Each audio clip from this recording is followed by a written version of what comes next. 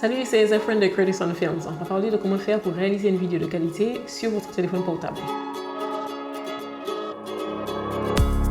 Qu'est-ce que vous pouvez filmer? Vous pouvez utiliser votre téléphone portable pour filmer un tutoriel, une vidéo de démonstration de vos produits, une interview, un webinaire ou même un reportage. Bref, vous pouvez filmer une multitude de choses avec votre téléphone portable. On ne se rend pas compte, mais de nombreux films sont tournés intégralement avec du smartphone. Parlons maintenant du script. Avant de filmer, il faut écrire votre script. Il vaut mieux savoir exactement ce que vous allez dire avant de passer devant la caméra. Cette étape est très importante et elle va vous sauver un temps précieux au moment du montage. Le script, c'est le contenu de votre vidéo. C'est ce que vous allez dire et comment vous allez dire. Et il va vous permettre de déterminer le style de votre vidéo. Vous ne lisez pas à l'écran par contre. Vous voulez avoir l'air naturel et établir un lien avec votre audience. Donc, vous regardez directement la caméra. Choisissez la caméra extérieure de votre téléphone. En général, c'est la caméra la plus puissante. Si vous voulez filmer en mode selfie parce que c'est le style que vous préférez, pensez à positionner votre caméra de façon à ce qu'il n'y ait pas trop d'espace au-dessus de vous, ni autour.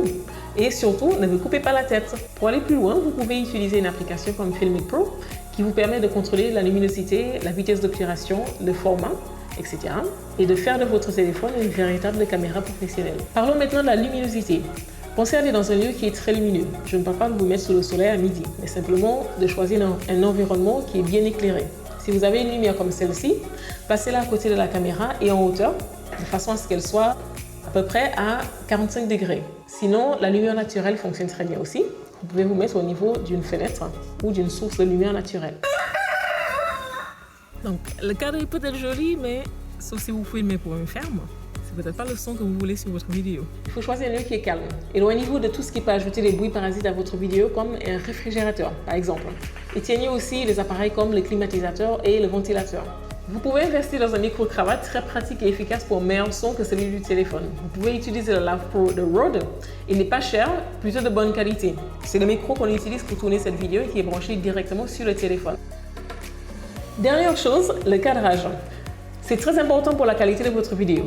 Vous pouvez vous positionner au milieu de votre écran, sur le côté, peu importe, tant que le tout reste bien proportionné et que le résultat ne distrait pas votre spectateur.